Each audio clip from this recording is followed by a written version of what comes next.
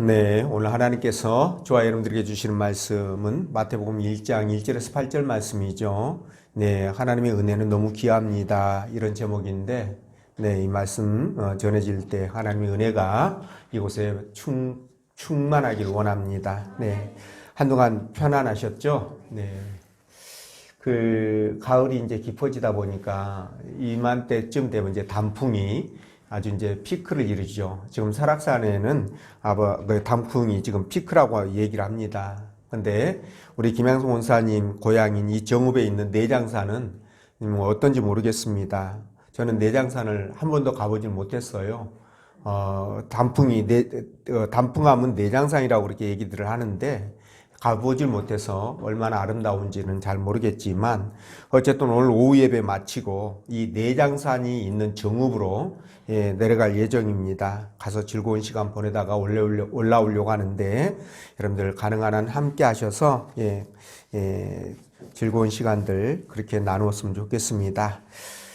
네, 오늘 하나님께서 본문의 말씀을 통해서 다음 같은 세 가지로 우리에게 은혜를 주셨는데, 그 첫째가 하나님의 은혜는 소중히 여길 때 더욱 풍성해집니다고요. 두 번째는 하나님의 은혜는 모든 것을 뛰어넘는다 라는 것입니다. 그리고 세 번째가 제가 있는 곳에 하나님의 위로와 은혜도 넘친다, 이런 말씀인데, 자, 여러분, 우리가 살아가면서 진짜 잊지 말아야 될 것이 뭐냐면 바로 은혜입니다. 그죠? 그래서 제가 은혜가 이게 얼마나 어떤 것이길래 우리가 잊지 말아야 되는가 싶어서 네이버 그 친구를 찾아봤더니 이 네이버 친구가 대답을 해주더라고요. 은혜에 대해서 뭐라고 얘기하느냐면, 사랑으로 베풀어주는 신세나 혜택, 이렇게 표현을 해놨더라고요.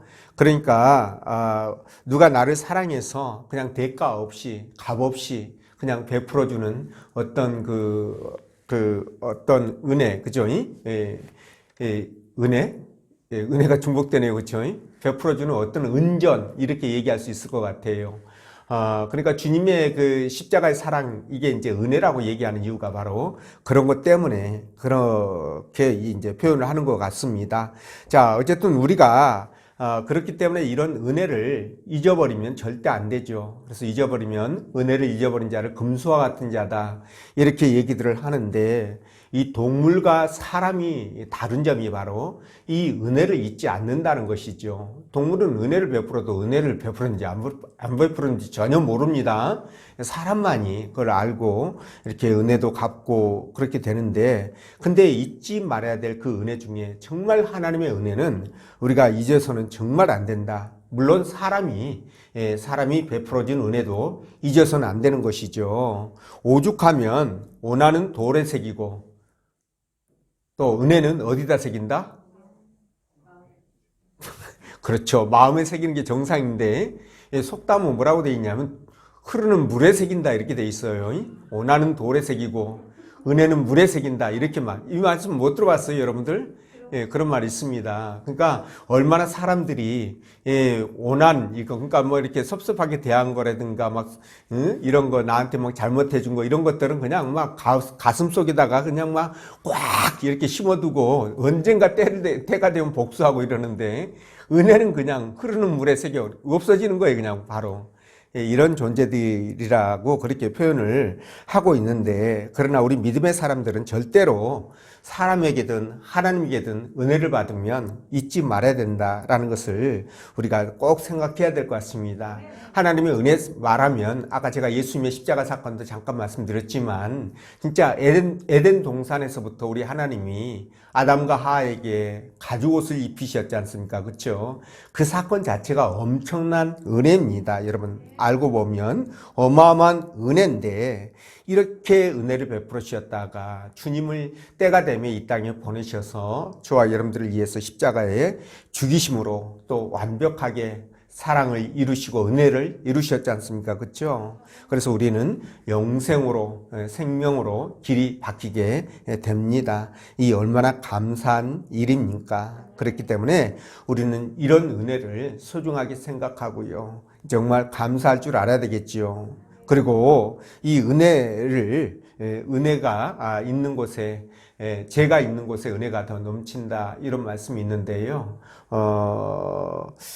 하나님께서는 이렇게 해서 당신의 뜻을 이루어 가시기를 원하신다는 것이죠. 그래서 우리가 이 은혜를 항상 기억하면서 믿음으로 살아가야 되겠다 이런 다짐을 다시 한번 해봅니다. 자, 그러면 본문의 말씀을 따라가면서 하나님의 은혜가 얼마나 귀하고 또 이 은혜를 우리가 왜 소중하게 생각하고 살아야 되는가, 성령께서 들려주시는 하나님의 음성을 듣도록 하겠습니다. 자, 첫째로 하나님의 은혜는 감사하게 여길 때 더욱 풍성해진다라는 것인데 2절 말씀 함께 읽어보겠습니다. 시작.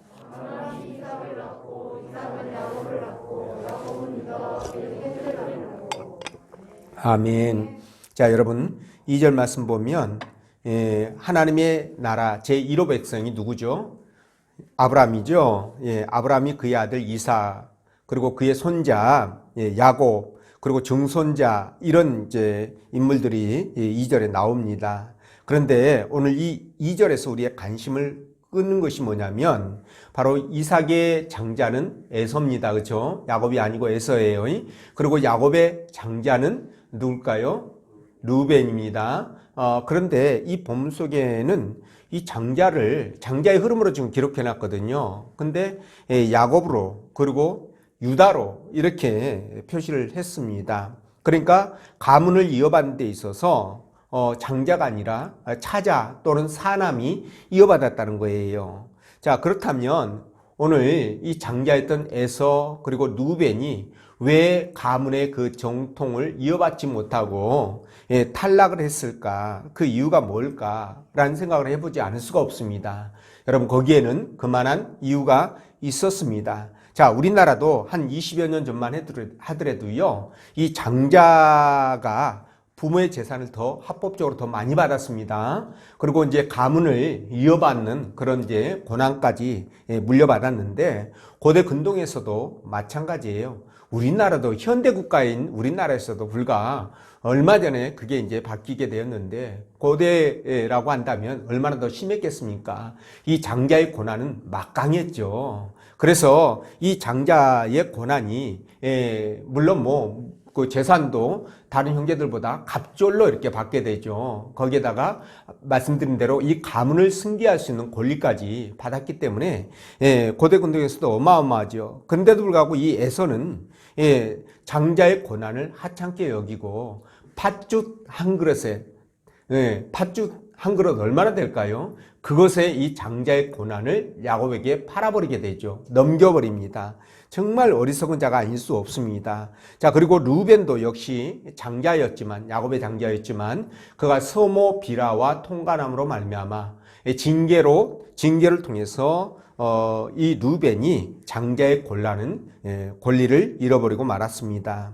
자, 이 두 사람은 다 같이 장자의 엄청난 은혜를 받았음에도 이 은혜를 대수롭지 않게 여기다가 결국은 어떻게 됐습니까? 이 은혜도 잊어버리고 그리고 복도 잊어버리게 되죠. 이렇게 그들이 정말 비참한 처지로 떨어지고 마는데요. 우리가 이걸 통해서 무엇을 깨닫냐면 하나님께 아무리 큰 은혜와 복을 받았다 할지라도 이것을 귀하게 여기고 감사하게 생각하지 못하면 그 은혜와 복이 떠나는 것은 물론이거니와 이게 나중에 이게 화가 될 수 있겠다라는 것을 깨닫게 되는 것입니다.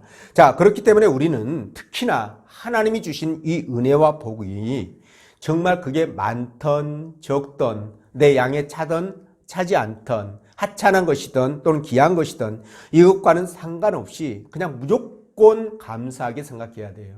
왜냐하면 하나님이 우리에게 각자에게 주시는 것은요, 그 사람에게 필요한 분량에 따라 주는 것이거든요. 그렇기 때문에 어떤 상황에서도 하나님이 주신 은혜 그리고 복을 그냥 감사하게 받고 그것을 기쁘게 생각하고 소중하게 지켜나가야 된다는 거예요. 이게 우리의 마음가짐에 있어서 절대적으로 필요한 요소다. 이 부분을 말씀을 드립니다. 여러분, 누가복음 19장 보면은요, 어떤 귀인이 이제 왕위를 받아오려고 먼 나라로 가면서 종들에게요, 한 문화씩을 맡깁니다. 자, 그래서 이 종들이 그 한 문화를 가지고 열심히 일을 해서요, 어떤 종은 열 문화를 남겼고, 어떤 종은 5문화를 남겼고, 어떤 종은 그냥 한 문화 그대로 가지고 있다가 주인에게 돌려주게 됐죠. 그때 주인이 이 한 문화를 가지고 온 이 종에서 그 한 문화를 뺏어 가지고요, 10문화를 남긴 그 종에게 그것을 돌려주면서 하시는 말씀이 뭐라고 그러냐면, 무릇 있는 자는 받겠고 없는 자는 그 있는 것도 빼앗기리라, 이렇게 말씀을 하셨어요. 자, 그렇기 때문에 주인이 준 이 은혜, 그리고 이 기회를 진짜 소중하게 생각하고 열심히, 그것을 감사하면서 열심히 일했던 종에게는, 그 종에게는 하나님께서 더 많은 것으로 채워주는 은혜가 있었지만, 그 자체를 감사할 줄 모르고 그 은혜를 은혜인 줄을 생각하지 못하고 빈둥빈둥 그저 안일하게 지냈던 이 종은 있는 것까지 빼앗기는 것을 볼 때, 아, 하나님이 주시는 은혜, 그리고 그분이 주시는 축복, 이런 것들은 그게 어쨌든 내 마음에 맞든 안 맞든 감사하게 생각하면서 그것을 귀하게 여기는 이 부분이 필요하겠다. 그렇지 않는다면 있는 것도 뺏길 수 있는 그런 상황이 될 수도 있다. 이걸 우리가 생각하면서 항상 어떻게 해야 된다고요? 그 은혜에 감사할 줄 알아야 된다. 이 부분을 여러분들에게 말씀을 드립니다. 자, 그래서 사실 우리가 일상을 살아가다 보면 우리에게 일어나는 뭐 좋은 일들, 뭐 나쁜 일들, 여러 가지 일들이 있죠. 그런데 뭐 사실요, 우리는 좋은 일들 있지 않습니까? 잘 되고, 잘 나가고, 잘 풀리고, 이런 부분에 있어서는 그래도 감사하는 마음을 갖습니다. 그렇지만 반대의 경우일 때, 반대로 잘 안 되고, 안 풀리고, 힘들고, 어려울 때, 이럴 때 진짜 감사하는 사람은 별로 없죠.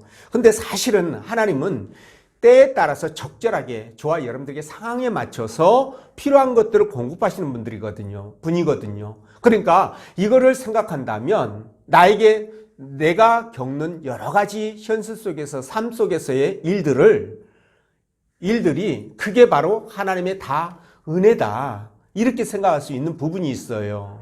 그러니까 그것을 그냥 감사하면서 지내면 진짜 복이 되는 거죠. 생각해 보십시오.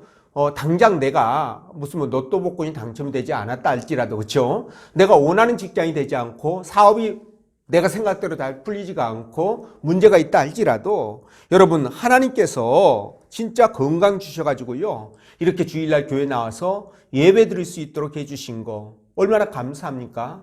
이게 하나님의 은혜 아니에요, 그렇죠? 그리고 그렇게 건강 주셔서 또 직장에 나가서 일터에 나가서 일할 수 있게 해주신 거, 이게 하나님의 은혜예요. 네, 그리고 끼니 걱정하지 않고 그래도 새끼 밥 못 먹는 사람은 없잖아요. 이것도 하나님의 은혜고요. 그리고 양손이 있다는 거, 이게 얼마나 감사합니까? 다리로 걸어 다닐 수 있다는 게 이게 얼마나 큰 축복인지 몰라요. 또 이 눈으로 사물을 볼 수 있다는 것도 어마어마한 복입니다. 여러분, 한번 눈 가리고요, 하루 말고 몇 시간만 한번 지내보십시오. 특히나 집안에 있는 거 말고 집안에 있어도 힘들어요. 바깥에 한번 나가보십시오. 눈 감고 1시간만 바깥에서 한번 돌아보십시오. 어떤 일이 생길까요, 여러분? 진짜 다 이 세상에 무엇을 줘도 이 두 눈으로 세상을 볼 수 있다는 거, 이거보다 더 귀한 것은 없다는 것을 절실하게 깨닫게 될 겁니다.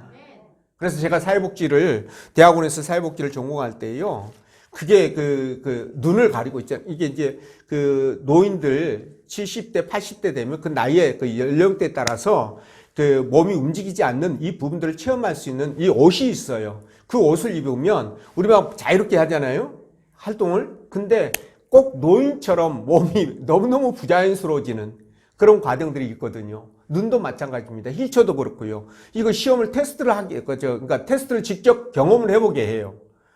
이런 걸 통해서 그 당사자를 이해하게 하는 거죠. 그러니까 저와 여러분들이 삶 가운데서 이런 작은, 우리가 전혀 느끼지 못했던 이런 부분들 하나하나가 전부 다 하나님의 은혜고, 이게 감사의 조건이라는 것을 깨닫게 됩니다. 내가 많이 갖지 않았다 할지라도, 진짜 내가 누리지 못한다 할지라도, 내 몸 자체가 건강한 것이 얼마나 큰 축복이고 밥 굶지 않고 세 끼 걱정하지 않고 먹고 사는 것이 너무너무 축복이라는 것을 깨닫게 돼요. 이게 하나님의 어마어마한 은혜라는 것을 깨닫게 됩니다.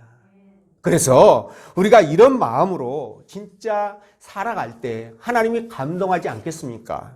네, 당신이 주신 그 은혜를 은혜로 생각하고 감사하게 여기는 그 백성, 자녀를 얼마나 귀하고 소중하게 생각하겠냐는 거예요. 여러분 한번 생각해 보십시오. 내 친구가 있어요. 네, 그런데 내가 아는 사람에게 또는 친구에게 내 딸은 귀한 거, 나에게는 귀하고 소중한 것을 사랑했기 때문에 줬어요. 근데 이 친구가, 이 사람이 내가 주는데도 불구하고 나는 굉장히 소중한 거예요. 줬는데도 그 사람한테는 그냥 별로 그게 소중하지 않게 생각됐으니까 그랬겠지요. 그냥 시큰둥하게 그냥 주는 그냥 기쁜 것인지 안 좋은 것인지 분간이 안 될 정도로, 그쵸? 그냥 한번 그냥 거칠어로 그냥 고마워 한번 하고 그냥 싹 지나쳐버려. 이런 식이 되면 어떻게 될까요? 그다음부터는 줘요, 안 줘요? 안 주죠. 근데 그걸 받으면서 와, 이거 너무 좋다. 나한테 꼭 필요한 건데, 너무 고마워. 너무 고마워. 그러면서 감동하면 어떻게 될까요? 그렇죠. 예, 다음에는, 쌈짓돈에서 돈 꺼내가지고 사서 주는 한이 있더라도 또 주고 싶어요. 그렇죠? 하나님도 그렇다니까요. 당신이 주신 그 은혜에 대해서 우리가 고마우고 감사하게 생각하면 정말 어떻게 될까요? 하나님께서 감동하셔가지고 더 주는 거예요. 그러니까 그 은혜 법칙이라고까지는 말할 수는 없겠지만 이런 부분들이 분명히 있거든요. 그렇기 때문에 하나님이 주시는 은혜라고 한다면, 물론 사람이 줘도 마찬가지입니다. 항상 그것을 감사하게 생각해야 돼요. 하찮게 생각하거나 소홀하게 생각해서는 절대 안 된다는 겁니다. 그래서 적은 것도 작은 것도 그리고 하찮은 것도 그냥 그 은혜를 감사하게 생각하고, 그러면서 그것을 귀하게 여기면 하나님께서는 반드시 더 많은 것으로 우리에게 채워주시고 공급해 주신다. 이 부분을 여러분들에게 말씀을 드립니다.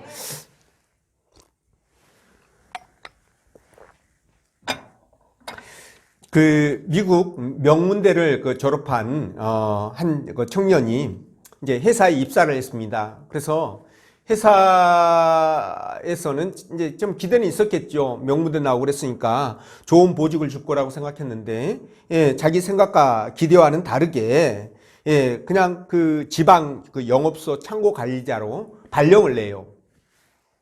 그러면 보통은 때려치죠.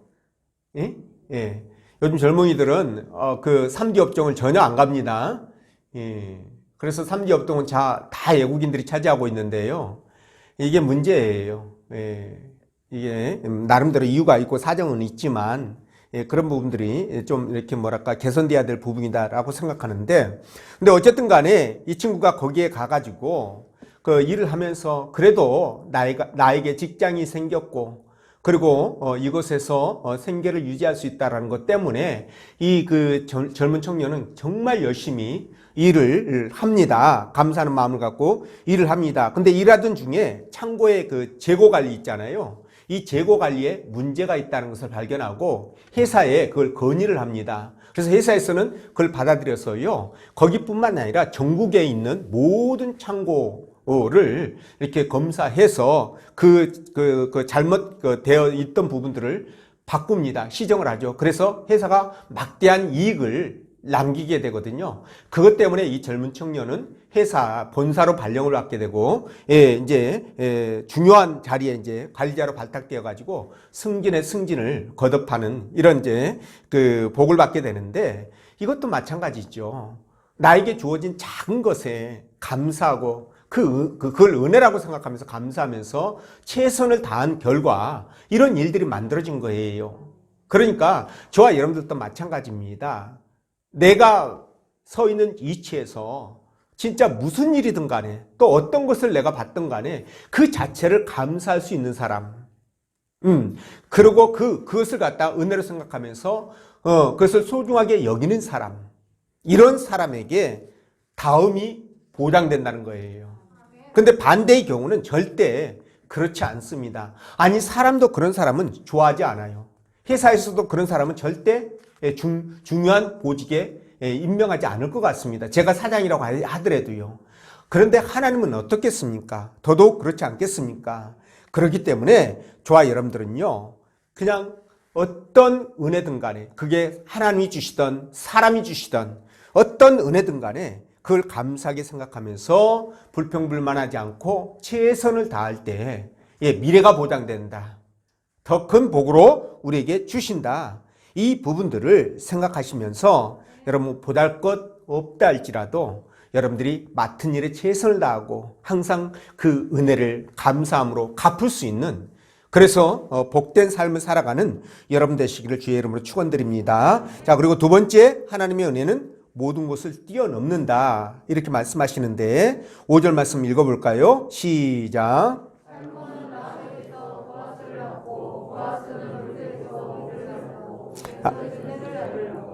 아멘. 자, 살몬은 라합에게서 보아스를 낳았다 그랬는데 여기에 등장하는 라합, 여러분 어디서 많이 들어봤죠? 네, 그렇습니다. 이 라합은요, 이스라엘 백성들이 여리고성을 점령할 때 정탐꾼을 먼저 보냈잖아요. 근데 그 정탐꾼들이 잡힐 위기에 처했을 때 이 라합이 그 정탐꾼들을 숨겨줘 가지고 무사히 출궁을 시키죠. 그래서 나중에 이스라엘이 여리고성을 점령하고 난 다음 살아있는 모든 존재들을 다 죽입니다. 그때 이 라합과 그의 가문은 그에 속해 있는 식구들은 전부 다 생명을 보장받게 되죠. 그리고 거기에다가 이제 물질의 복도 함께 받게 됩니다.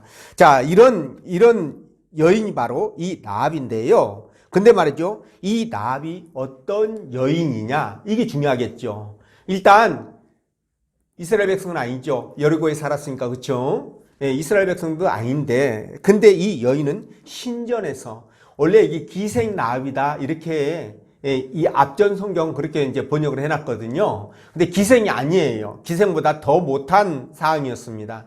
우상을 섬기는 신전에서 그 이방신들, 특히나 그 바알과 아세라 있죠. 이런 그 신을 섬기는 그 신전은요, 전부 다 신전에 그걸 여사제라고, 좋은 말로 여사제라고 그러는데, 신전에 그 제사 지내러 온 사람들과 성적인 관계를 갖고, 그러니까 풍요와 다산을 이제 가져와야 되니까 그렇게 하는 그 직업적인 여인들이에요. 바로 이 라합이 그런 여인이었던 겁니다. 그러니까 굉장히 위천한 신분의 천한 여인이었겠죠. 그런데 어떻게 이런 여인이 이스라엘, 그것도 왕통을 이어받는 유다 계통의 살몬과 결혼을 했을까? 그것도 모자라서 거룩하신 이 예수님의 족보 속에까지 올라가게 되었을까? 이 부분이 굉장히 궁금해져요. 여러분, 당시의 이스라엘 백성들 중에 여자는요, 사람이 아니었습니다. 네, 고대에는 여인은 사람이 아니었어요. 그냥 여인은 애 낳는 도구, 그리고 집안에서 가정일하는 도구 정도로 그렇게 여겨졌어요. 그래서 사람을 셀 때, 숫자를 셀 때 여인이 들어가요, 안 들어가요? 안 들어갑니다. 족보에 올라갈 거야, 안 올라갈까요? 절대로 못 올라갑니다. 그런데 말이죠, 예수님 족보에 여인의 이름이 등재가 돼요. 무려 5명이나 올라갑니다. 근데 이 5명의 여인들 하나하나 면면을 보면은요, 기가 막힙니다.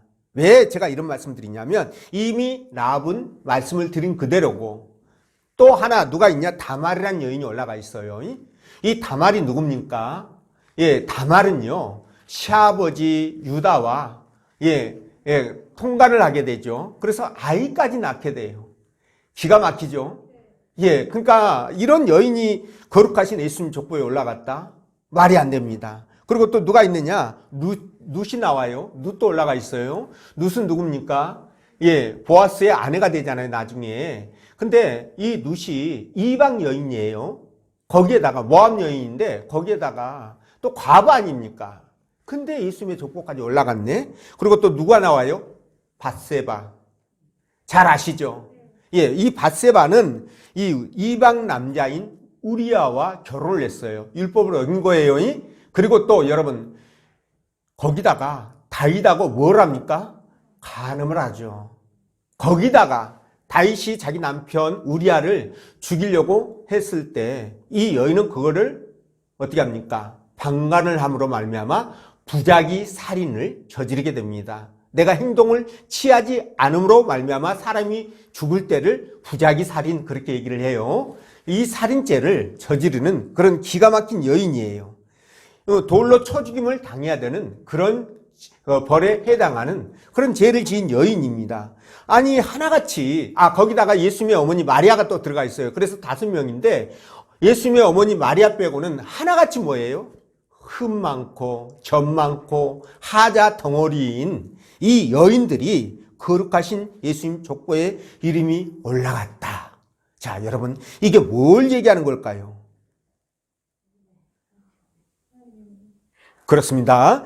예수 그리스도를 통해서 주시는 하나님의 은혜는 모든 것을 뛰어넘는다는 거예요. 남녀노소 빈부귀천 지고하를 막론하고 여러분 모든 사람에게 이 은혜가 공평하게 주어진다. 이걸 말씀하는 것입니다.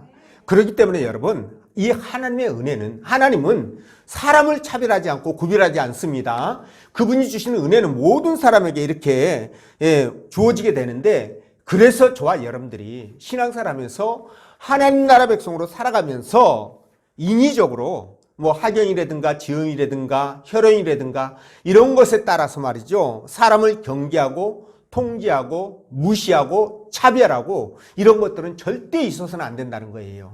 왜? 하나님도 이렇게 점 많고 허물 많은 사람들에게 은혜를 주시고 심지어 예수님의 족보까지 올라가게 만들어 주셨는데 어떻게 저와 여러분들이 형제들에 대해서 나와 다른 이유 때문에 나보다 조금 못하다는 이유 때문에 그들을 무시하고 차별하고 그럴 수 있냐는 거예요. 그건 있을 수 없습니다. 이렇게 되는 것은 바로 이 땅의 평화의 왕으로 오신 예수 그리스도의 어떤 뭘까요? 은혜 그리고 그분의 그 생각과 전혀 다른 거예요. 그렇기 때문에 이건 안 됩니다. 그래서 에베소 2장 16절에서 18절에 이렇게 말씀하시죠. 우리 함께 읽어보겠습니다. 시작.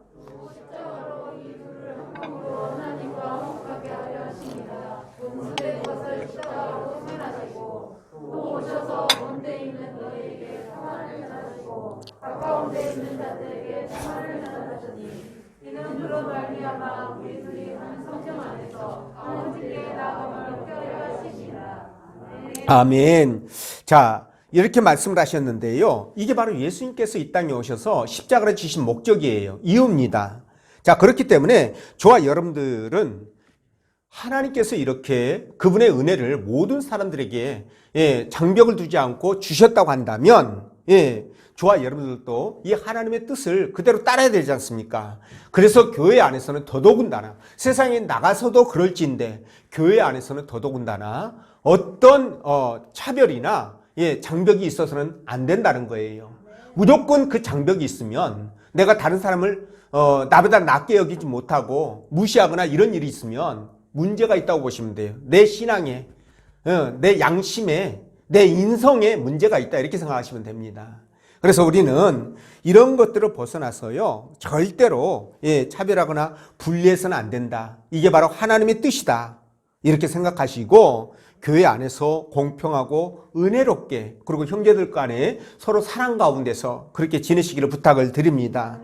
그럴 때 하나님의 은혜는 더 풍성하게 임한다는 거죠. 이런 역사가 있기를 주의 이름으로 축원드립니다. 그리고 세 번째, 제가 있는 곳에 하나님의 은혜와 이로도 넘친다고 했는데요. 6절 말씀 읽어봅니다. 시작.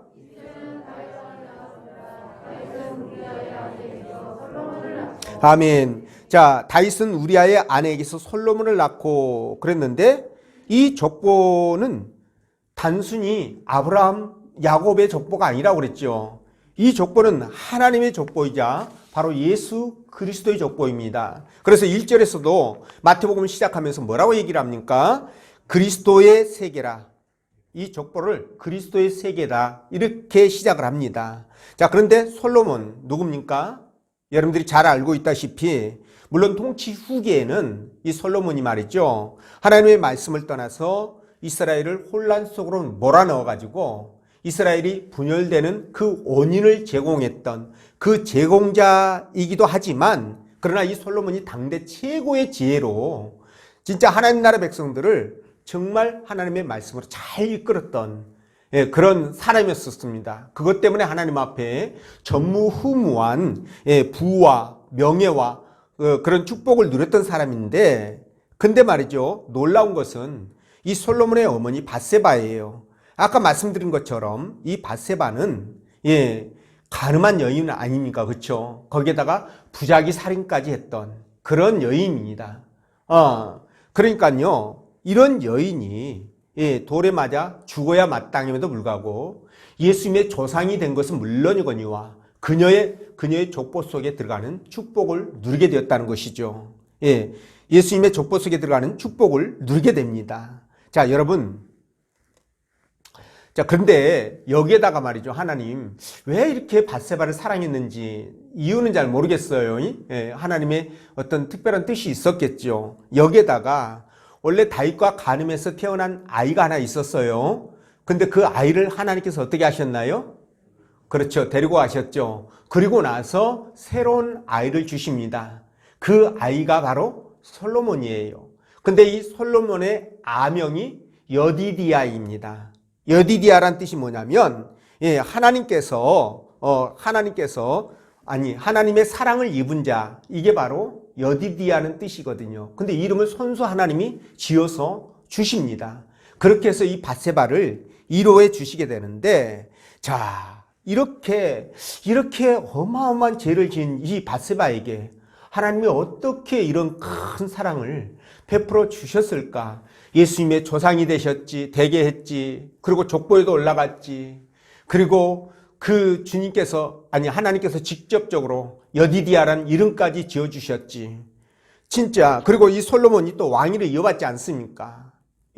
이런 놀라운 복을 주셨는데, 이것에서 우리가 성경 말씀을 떠올리게 됩니다. 그게 뭐냐면 로마서 5장 20절 말씀인데, 율법이 들어온 것은 범죄를 더하게 하려 함이라, 그러나 죄가 더한 곳에 은혜가 더욱 넘쳤나니, 이렇게 말씀하셔요. 그러니까 죄가 많은 곳에 은혜가 넘쳤다, 이 말씀이 지금 성취되는 것이거든요. 자, 그렇다면 이 말씀을 우리에게 하신 이유가 뭘까? 이렇게 죄 많고 허물 많은, 진짜 살아날 수 없는 큰 죄를 범한 이 밧세바가 죽기는커녕 하나님께 어마어마한 은혜와 복을 받았던 그 이유가 뭘까? 이걸 통해서 우리가 깨닫는 게 있습니다. 그게 뭐냐면 바로 저와 여러분들이 이 땅을 살아갈 때요, 이 땅을 살아갈 때 죄 짓습니다.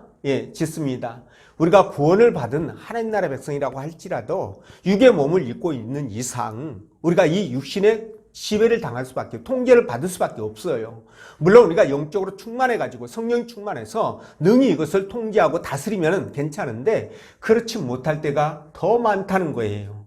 그리고 순간적으로 은혜가 있어도 순간적으로 이렇게 우리가 범죄하는 경우도 있거든요. 그러니까 죄의 그늘을 벗어날 수가 없습니다.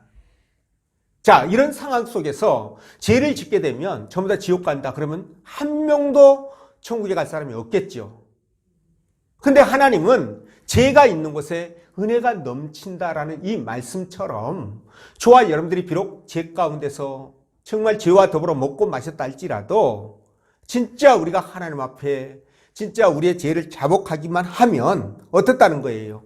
하나님께서 우리의 모든 죄를 용서하시고, 그죠? 그리고 우리의 모든 것들을 아시는 그분께서 우리에게 그 사랑과 은혜를 베풀어 주신다는 겁니다. 이 부분을 주님께서 지금 말씀하시는 거예요. 그러니까 너희들이 죄를 지었다 할지라도 망설이지 말아라. 그것 때문에 너희들이 이축되고 힘들어하지 말고 내 앞으로 나와라, 이 말씀을 하시는 거예요. 이 말씀이 지금 이 밧세바 사건을 통해서 우리가 생각해 볼 수 있는 부분이라는 것입니다. 예. 그래서 우리 살아가는 과정에 피할 수 없는 이 죄를 여러분 안고 끙끙대면서 고민하지 마시고 그냥 주님 앞에 가지고 나오시면 되는 거예요. 그러면 주님께서 이 모든 것을 아시는 주님께서 저와 여러분들을 용서하시고 그리고 위로와 사랑으로 감싸 주신다는 겁니다.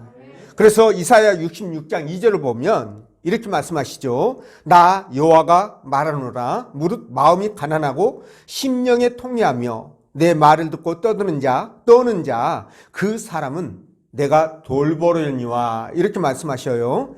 그러니까 마음이 가난하고 심령에 통회하며 내 말을 듣고 떠는 자입니다. 이것을 세 가지를 함축해서 그 한 문장으로 표현하면 뭐가 될까요? 네, 그렇습니다. 네, 심령이 통회하는 사람. 그죠? 심령이 통회하는 사람. 그러니까 진정으로 내 마음 속에 잘못을 깨닫고 하나님을 찾고 바라는 사람. 이렇게 되겠죠. 예, 이런 사람에게 하나님께서 무한정 은혜와 사랑을 베풀어 주신다는 거예요. 그래서 하나님이 그렇게 말씀하시잖아요. 하나님께서 원하시는 것은 상한 심령이다. 우리의 상한 심령을 하나님이 원하신다. 이렇게 말씀하십니다. 자, 그렇기 때문에 저와 여러분들이 진짜 어떤 경우라도 하나님과의 관계를 온전하게 만들어 가시기를 부탁을 드립니다. 어떤 사람들은 이제 그 죄를 짓고 이렇게 잘못하고 그러면은요, 그것 때문에 이제 그냥 자기가 스스로가 이렇게 이제 그 뭐랄까 하나님 앞에 쓰는 게 이제 부끄럽고 그래서 이렇게 뒤로 주춤주춤 물러서다가 결국은 교회를 떠나는 경우들도 많이 있습니다. 여러분 그렇게 해서는 절대 안 되는 거예요. 이건 마이너스 신앙생활이에요. 그죠? 예, 그러면 플러스 신앙생활은 어떻게 하는 것일까요? 그렇다 할지라도 하나님 앞에 나와야 돼요. 나와서 하나님 앞에 그 죄를 자복하고 이거 관계를 다시 회복시켜 가야 됩니다. 하나님은 그걸 원하시는 거예요. 예, 아니 아이가 잘못했을 때 부모가 원하는 게 뭘까요? 그 아이가 부모에게 엄마 나 이렇게 했는데 정말 잘못했어요. 다음부터는 제가 그러지 않도록 하겠습니다. 하나님 그 아버지 어머니 또는 용서해 주세요. 이렇게 하는 걸 원하지 잘못됐다고 그래가지고 야단 맞을까봐 가출을 해버렸어. 이러면 어떻게 될까요? 부모가 찢어지죠. 하나님도 똑같은 거예요. 그럴수록 더 가까이 다가와서 바지 끄댕이라도 잡아야 될 거 아니겠습니까? 그리고 하나님과의 관계를 온전하게 만들어가야 되는 거예요. 우리가 해야 될 모습입니다. 그럴 때 거기에 하나님의 은혜가 넘치는 거예요. 그래서 죄가 많은 곳에 은혜가 넘친다. 이 말씀이 적용되는 것입니다. 그래서 여러분들은 어떤 경우라도 여러분들은 이 다윗처럼 밧세바처럼 그렇죠? 또 기생 나압처럼 하나님 앞에 나와서 하나님과의 관계를 온전하게 만들어 가려고 통회하고 자복한 심령이 되면은요. 하나님께서 분명 거기에 큰 은혜와 사랑을 부어주시고 그리고 우리의 상처와 아픔을 감싸주실 것입니다. 예, 여러분들이 이걸 믿으셔야 됩니다. 이걸 믿으시고 하나님 앞에 여러분들이 나와서 주의 은혜 안에 살아가시기를 부탁을 드립니다. 이게 살 길이에요. 여러분 주의 은혜 안에 살아가는 것이 우리가 이 땅에서 복을 받고 내세에서 상급을 보장받는 길입니다. 이걸 꼭 기억하시고 어떤 일이 있어도 주님을 떠나시면 안 됩니다. 주의 은혜 안에 믿음 안에 살아가시기를 주의 이름으로 축원드립니다. 기도합니다.